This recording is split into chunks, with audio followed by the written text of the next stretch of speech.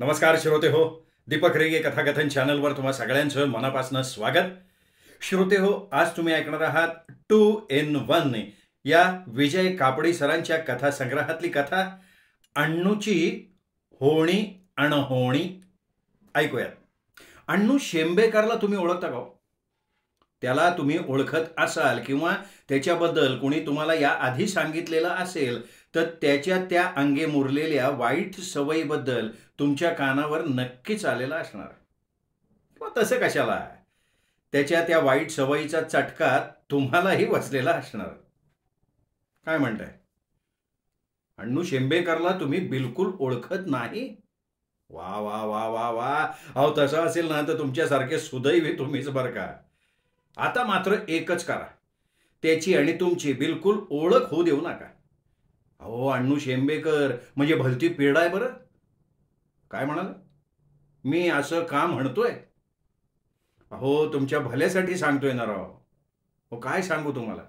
या अण्णू शेंबेकर नावाच्या रत्नाला पैसे हात उसने मागून ते कधीच परत न करण्याची फार वाईट सवय आहे बरं. त्यामुळे आम्हा मित्रमंडळी तो आतापर्यंत भलताच अनपॉप्युलर आहे. कारण आमच्यापैकी जवळजवळ प्रत्येकाकडनं त्यानं कधी ना कधी खरी खोटी भली बुरी कारणं सांगून हात उसने पैसे उकळलेत आणि ते परत न करण्याची प्रतिज्ञा घेऊन तो मोकळा झालाय. त्यामुळे आम्ही मित्रमंडळी एकमेकांना त्याच्याबद्दल सावध करत असतो, पण एवढं करून आम्ही फसतही असतो. तर पैसे हात उसने घ्यायचे आणि त्यानंतर तोंड दाखवायचं नाही, ही अण्णूची हॉबी आहे. त्यानं उसने नेलेले पैसे वसूल करण्यासाठी कर्मधर्म संयोगानं तुम्ही त्याला गाठलं तर तुमचे आधीचे पैसे परत देणं दूर, पण तुमच्याकडे नव्यानं पैसे मागण्यासाठी तो असं काही तोंड वेंगाडेल की नको ही पीडा असं म्हणून तुम्ही त्याला आणखीन हात उसने पैसे दिल्याशिवाय राहणार नाही. आणि त्यामुळे अण्णूची ही खोड माहीत असलेले माझ्यासारखे त्याचे मित्र त्याला नेहमी टाळत असतात, त्याला बघून पळत सुटतात आणि दूर जाऊन धापा टाकत बसतात. आता 15 दिवसांपूर्वीची गोष्ट आहे. त्या दिवशी महिन्याचा पगार झाला होता.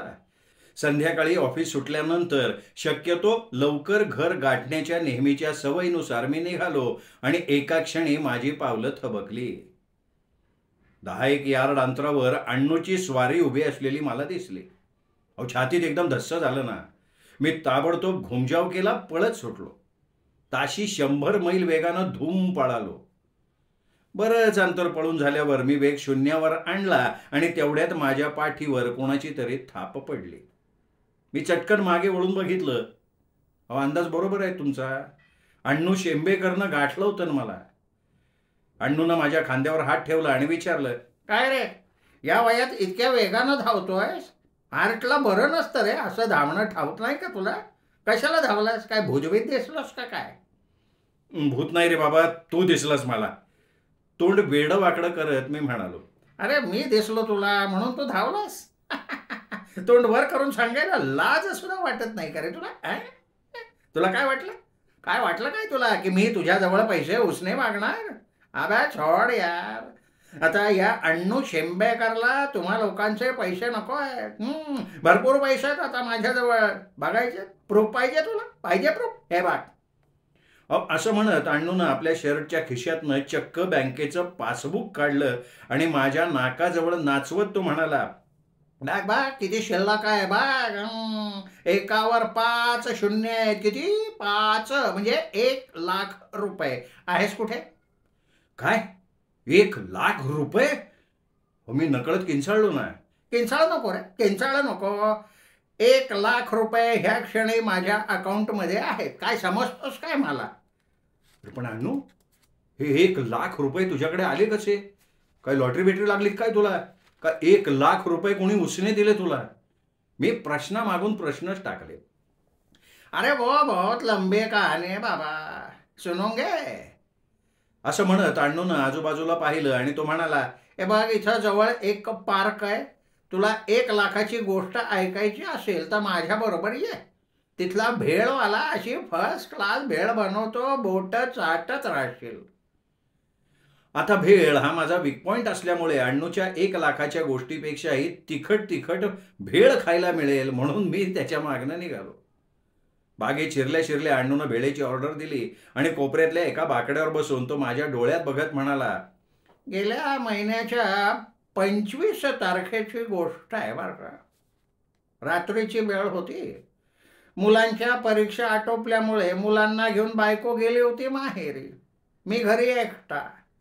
हॉटेलात जाऊन राईस प्लेट खाल्ली, झोपायला घरी आलो. कुठला तरी जुना दिवाळी अंक धरला डोळ्यासमोर. 4-2 ओळीचं भरपूर वाचन झालं असेल नसेल, वाचनाचा हेतू पूर्ण झाला. डोळे जड व्हायला लागले. दिवा मालवला, पलंगावर आडवा झालो, डोळे मिटले, झोपी गेलो. आता किती वेळ मी असा निद्रिस्थ अवस्थेत होतो ते काही सांगता यायचं नाही, पण अचानक कुणीतरी अण्णू अण्णू म्हणून हाका मारायला लागलं. जागा झालो. मग उठून बसलो. बघतो तर काय, अरे खोलीतल्या खुर्चीवर माझी कणकवलीची आत्या बसली होती. पांढरं शुभ्र वस्त्र नेसली होती. तिने आपले पांढरे शुभ्र केस मोकळे सोडले होते. माझ्याकडे बघून हसली आणि म्हणाली, अरे उठ, किती गाढ झोपतोयस, कितींदा हाका मारले तुला. अरे मी दरवाजाच्या दिशेने बघितलं तर दार बंद. मग प्रश्न पडला, म्हणलं आत्या आली कशी. आता हा विचार माझ्या मनात येतोय ना येतोय, तोच आत्या मनापासून हसली आणि मला म्हणाली, अरे माझ्यासारखीला बंद दारातून सुद्धा आत प्रवेश मिळवता येतो बघा का. म्हणजे आता मी नाही समजलो. तुझ्यासारखीला म्हणजे? ए बघ, हे सगळं सांगायला वेळ नाही आहे. मी तुझ्याकडं आली आहे, तुला भेटायला आली आहे. गेल्या कित्येक वर्षात फिरकलाच नाहीस तू कणकवलीला, आणि आता लवकर दूरच्या प्रवासाला निघायचं आहे हो मला. मी आत्याला चमकून विचारलं, म्हणलं कुठल्या कुठल्या प्रवासाला, कुठल्या? अरे कारण ना जन्म झाल्यापासून आणि लग्न झाल्यानंतर कणकवलीच्या हद्दीच्या बाहेर आत्तेचं पाऊलच पडलेलं नव्हतं. म्हणलं आता अचानक दूरच्या प्रवासाचं काम कुठलं काढलं बाबा आत्याने. तर आत्या मला म्हणाली, हे बघ पहाट व्हायला अजून 1 प्रहर बाकी आहे. तू माझ्यासाठी कॉफी करशील का? कॉफी? तुझ्या हातची कॉफी प्यावीशी वाटते रे. कॉफी घेईन आणि प्रवासाला निघेन म्हणते आहे. मी म्हटलं कॉफी पाहिजे का तुला, करतो. गेलो स्वयंपाकघरात गेलो तर आत्या स्वयंपाकघरातल्या डायनिंग टेबलाजवळच्या खुर्चीवर बसली होती. अरे माझ्या मागे काही ती आलेली नव्हती. मग माझ्या आधी ती स्वयंपाकघरात पोचली कशी म्हटलं मी. कॉफीसाठी पाणी काढायला लागलो तर आत्या म्हणली, अरे कपभर नाही बरं का कॉफी, चांगले 25 कप कॉफी ठेव म्हटली गॅसवर. अरे हादरलो मी, म्हणलं 25 कप? तर म्हणाली, हो 25 कप ठेव, गेल्या कित्येक वर्षात कॉफी प्यायलाच मिळाली नाही म्हटली. तुला सांगतो, भलं मोठं पातेलं ठेवलं गॅसवर. साखरेचा आणि कॉफी पावडरचा डबा केला त्या पातेल्यात रिकामा. कॉफी तयार व्हायला वेळ लागणार म्हणून मी आत्याच्या शेजारच्या खुर्चीवर बसणार. तेवढ्यात बसल्या बसल्या लांब हात करून आत्यानं गॅसला हात लावला. कॉफीला उकळे आली की. मी पातेलं गॅसवरनं खाली ठेवलं, दूध घालून कॉफी तयार केली. कॉफीचा 1 कप भरला, आत्याच्या पुढे ठेवला. म्हटलं आत्या घे कॉफी. तर आत्या गुड हसली, मला म्हणाली, मी मेली कसली घेते रे कॉफी, आता माझ्यासाठी तुलाच प्यावी लागणार आहे ती. तू प्यायलास की मला मिळाली असं समज. संपवून टाक कॉफी, सगळी संपव. मी म्हटलं आत्या मला नको आहे कॉफी, आणि एवढी 25 कप नको नको. आत्या मला म्हणाली, तुला 1 लाख रुपये हवेत का नको ते सांग. धमकलो ना मग मी. म्हटलं 1 लाख रुपये आत्या?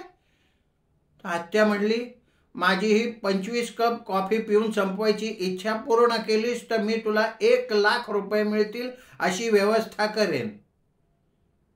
मी म्हटलं बघा खरंच कॉफी पिऊन टाकीन मी, पण 1 लाख रुपये तुला द्यावे लागतील मला. आत्या म्हणली, लवकर पी रे मिले, उजाडायच्यात मला निघायचं आहे. आत्याने धमकावलंच मला. मग काय, मी प्यायला सुरुवात केली ती कॉफी. 1 कप, दुसरा, चौथा, 5वा, 10वा, 15वा, 17वा. आत्याच्या इच्छेला मान दिला, सगळी कॉफी पिऊन टाकली.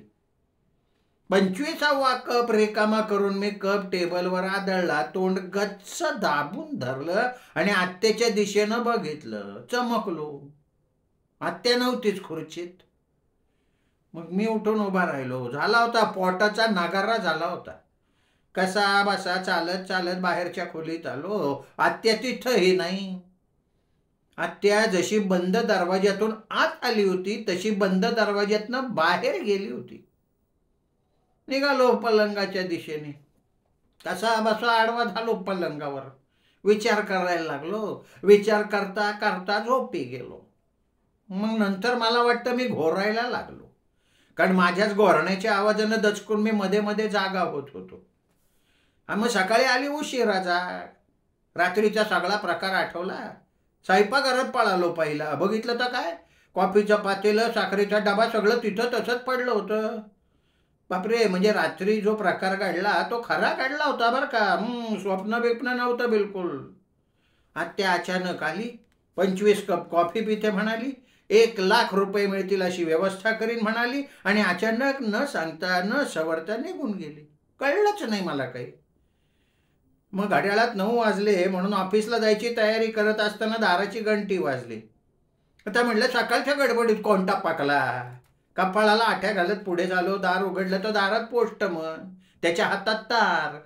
सही केली, तार घेतली. दार बंद केलं. धडधडत्या काळजानं तार वाचायला लागलो. तारेत त्या माझ्या कणकवलीच्या आत्याच्या निधनाची बातमी होती. तिच्या शेजारच्या दाभोळकरांना मला ती तार पाठवली होती. आता इथे अण्णू शेंबेकर थांबला आणि माझ्याकडे बघत म्हणाला, तुझ्या लक्षात आलंय का रे? बापरे अण्णू, म्हणजे तुझ्याकडे आत्याचं भूत आलं होतं? करेक्ट आहे. अरे त्या कणकवलीच्या आत्याचा माझ्यावर फार जीव होता रे. पैशाच्या अडचणीमुळे कित्येक वर्षात मी तिच्याकडे गेलो नव्हतो, पण तरी बघ शेवटच्या क्षणी ती माझ्याजवळ आली. हक्कानं कॉफी पिऊन गेली. 25 कप कॉफी. अरे पण ती कॉफी तर तू प्यायला होतास ना. मी घेतली रे, पण पोचली तिला ती. मग पुढे पुढे काय झालं? आत्या तुला 1,00,000 रुपये देणार होती, त्याचं काय झालं? अण्णूच्या हे कथेत मलाही जरा इंटरेस्ट वाटायला लागला होता. तेवढ्यात भेळवाला आला. मी भेळीची पुडी हातात घेतली खरी, पण भेळ काही खावीशी वाटली नाही. दूर कुठेतरी बघत अण्णूनं आपल्या हातातली पुडी फस्त केली. अण्णूनं माझ्या हातातली पुडी त्याच टान्समध्ये घेतली, संपवून टाकली. आणि मग रुमालानं तोंड पुसत तो म्हणाला, ऐक, आता पुढे काय झालंय ते ऐक. मग मी ताबडतोब गाठली एसटी. कणकवलीला गेलो. रात्री कणकवलीच्या आत्याच्या घरात पोचलो. शेजार पाजारची मंडळी जमा झाली. आत्याचे शेजारी दाभोळकर ते पुढे आले. माझ्या पाठीवरनं हात फिरवत म्हटले, आत्या वारली, काल क्रियाकर्म केला आम्ही. म्हटलं तुम्ही येताय का नाही? आणि मग नंतर आत्याच्या घराची चावी माझ्याकडे दिली त्यांनी आणि म्हणाले, हे बघा, प्रवासात दमला असाल, हातपाय धुवून घ्या, जेवण तयार आहे. काय त्यानंतर आत्याचं सामान सुमान बांधून ठेवलंय ना, ते बाहेर काढावं लागेल.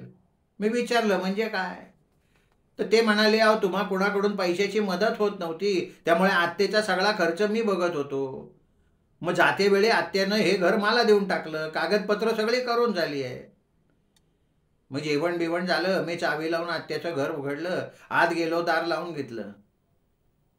सभोवताली बघितलं आणि अचानक आत्याच दिसली. मी आ वासून बघत राहिलो. पांढरे शुभ्र पातळ, पांढरे शुभ्र मोकळे सोडलेले केस. घाबरलो रे, घाबरलो. मोठ्यांदा किंकाळी फोडावी, पळून जावं असं वाटायला लागलं. किंकाळी फोडण्यासाठी मी आ वाचणार, तेवढ्यात आत्या पुढे झाली. माझ्या शेजारी येऊन उभी राहत म्हणली, वेड्या, ओरडू नको. आता मी काय सांगते ते लक्षात ठेव. काल मी तुझ्याकडे आले होते. त्यावेळी 25 कप कॉफी प्यायची माझी इच्छा तू पूर्ण केलीस, त्याबद्दल मी तुझ्यावर खुश आहे.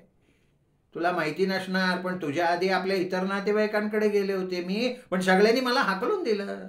माझं कुणी ऐकलं नाही. फक्त तुलाच रे, तुलाच माझी किंमत कळाली, तेव्हा आता मी तुला 1,00,000 रुपये देणार आहे. मी म्हटलं, खरंच आत्या 1,00,000 रुपये देणार मला तू? अगं पण तुझ्याकडे आहेत कुठे पैसे एवढे? कुठनं देणार तुम्हाला 1,00,000? तर म्हणाली, माझ्याजवळ नाही आहेत 1,00,000, पण 1,00,000 रुपये मिळवण्याची आयडिया माझ्याकडे आहे. मी विचारलं, कसली आयडिया? तर म्हणाली, आयडिया म्हणजे युक्ती आहे बरं माझ्याकडे. मला सांग, अंधश्रद्धा निर्मूलनवाल्यांनी असं एक बक्षीस जाहीर केलंय 1,00,000 रुपयाचं, की भूताचं अस्तित्व त्यांच्यासमोर सिद्ध झाली की ती मंडळी ते सिद्ध करणाऱ्याला 1,00,000 रुपये देणार आहे. तू एक कर, त्यांना घेऊन इथे ये, किंवा असं करू, आता तू मुंबईला निघालास की मी तुझ्याबरोबर येईन. तिथे तू त्यांना भेट, घरी घेऊन ये तुझ्या त्यांना. तिथे मी माझं अस्तित्व त्यांना दाखवते. मग त्यांना तुला 1,00,000 द्यावे लागतीलच का नाही? हा, मला पटला रे आत्याचा पॉइंट. दुसऱ्या दिवशीची पहिली एसटी पकडून मी मुंबईला आलो. आल्या आल्या अंधश्रद्धा निर्मूलनवाल्या श्रीयुत राम दानवांना कॉन्टॅक्ट केलं, त्यांना घेऊन घरी आलो. तुला सांगतो, अरे आत्यानं त्यांना असं दर्शन दिलं म्हणून सांगू, अरे क्षणात ना आत्या ही हसत इतकी उंच व्हायची की तिचं डोकं छाताला आदळायचं. तर क्षणात ती इतकी गिड्डी व्हायची की तिचे दोन्ही खांदे खोलीच्या भिंतींना लागायचे. अरे बसल्या जागी 10 फूट हात लांब करून तिने राम दानवांशी शेकहँड केला. राम दानवांनी विचारलेल्या प्रश्नांची उत्तरं दिली तिने. शेवटी मात्र आत्याला राग आला. मग म्हणाली, माझ्यावर विश्वास ठेवत नाही मेल्या, थांब तुझ्या मानगुटीवरच बसते आता. अरे असं म्हणत ना ती त्या राम दानवाच्या खांद्यावर राजा विक्रमाच्या खांद्यावर बसतो ना वेताळ, त्या स्टाईलमध्ये जाऊन बसली. मग मात्र तो राम दानव घाबरला बरं का. आपल्या खांद्यावरची शबनम बॅग टाकून पळून गेला तो. मग दुसऱ्या दिवशी मी पुन्हा त्याच्याशी संपर्क साधला तेव्हा त्यांनी एक शब्द न उच्चारता माझ्या हातात नोटांचं पुडकं ठेवलं. 100 रुपयाच्या 1000 नोटा. एवढं सांगून शेंबेकर पुढे म्हणाला, आणि अशा रीतीनं आत्याच्या कृपेनं मला 1,00,000 रुपये मिळाले. आहेस कुठे? अण्णू शेंबेकरनी सांगितलेला अनुभव ऐकून मी थक्क झालो. आत्तेच्या निमित्तानं का होईना अण्णू शेंबेकरचं नशीब उजळलं. तो लक्षाधीश झाला. आता त्याला विलक्षण महत्त्व प्राप्त झालं होतं. आता त्याच्यापासून दूर पळून चालणार नव्हतं. त्याच्या परवानगीनं त्याच्या खांद्यावर हात ठेवून समाजात वावरायला मिळालं तर माझ्यासारखा भाग्यवान मीच ठरलो असतो. मी म्हणालो, अण्णू मला माफ कर, मी तुझ्याशी फार दुष्टरित्या वागलो. मला वाटलं तू नेहमीप्रमाणे पैसे उकळायला माझ्याकडे आलायस म्हणून मी पळत सुटलो होतो रे. ते जाऊ दे रे, ते जाऊ दे. मला एक सांग, मी तुझे किती पैसे देणार? आकडा सांग फक्त. तुला आठवत नाही का अण्णू? अरे कोणाकोणाचे हिशोब लक्षात ठेवणार मी? तुला नक्की आकडा आठवत असेल तर सांग. पैसे देऊन टाकायची व्यवस्था आत्ताच्या आत्ता करतो मी. काय सांगतोस? आणि मग माझ्या खिशातली छोटी डायरी काढून त्याला दाखवत मी उत्साहानं म्हणालो, बघ तू माझे एकूण 1,500 रुपये देणार आहेस. 1,500 फक्त?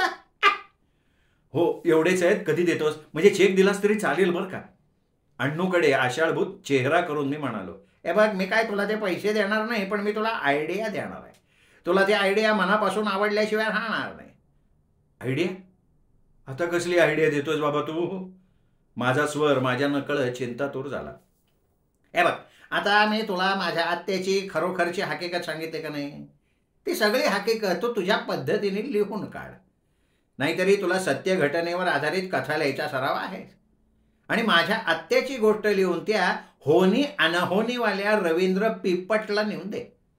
तो त्या कथेवर टेलिप्ले लिहून घेईल आणि एका गुरुवारी दूरदर्शनद्वारे अख्ख्या भारताला तो दाखवेल. आणि अशा रीतीनं तू एका रात्रीच्या 20 मिनिटाच्या कार्यक्रमामुळे प्रसिद्धीच्या झगझगीत प्रकाशात येशील. त्या कथेची रॉयल्टी म्हणून तुला 5,000 रुपये मिळतील. त्यातले 50% म्हणजे 2,500 तू ठेव आणि राहिलेले 2,500 1,500 रुपये वळते करून घे आणि उरलेले 1,000 मला दे. कशी काय आयडिया आहे? अण्णूची आयडिया मला भलती पसंत पडली. अण्णूच्या कणकवलीच्या आत्याची हकीकत होनी अनहोनी कार्यक्रमात अगदी फिट्ट बसण्यासारखी होती. आतापर्यंत काही किरकोळ नियतकालिकातनं माझ्या कथा प्रसिद्ध झाल्या होत्या. अण्णूच्या अनुभवावर आधारित कथेनं मला दूरदर्शनच्या पडद्यावरचा लेखक म्हणून चमकायची सुसंधीच उपलब्ध होत होती. मी अण्णूला तिथल्या तिथे 1,000 रुपये दिले. ती स्टोरी आयडिया विकत घेऊन टाकली. तडक घरी आलो. जेवण उरकलं, टेबलाशी बसलो आणि अण्णूनं जशी सांगितली तशी गोष्ट लिहून काढली. दुसऱ्याच दिवशी होनी अनहोनीवाल्या रवींद्र पिपटची भेट घेतली. त्यांना कथा ऐकवली आणि म्हणालो, आता या स्टोरीच्या आयडियाचा टेलिप्ले करण्यासाठी तुमच्या नेहमीच्या लेखकाला कधी भेटू?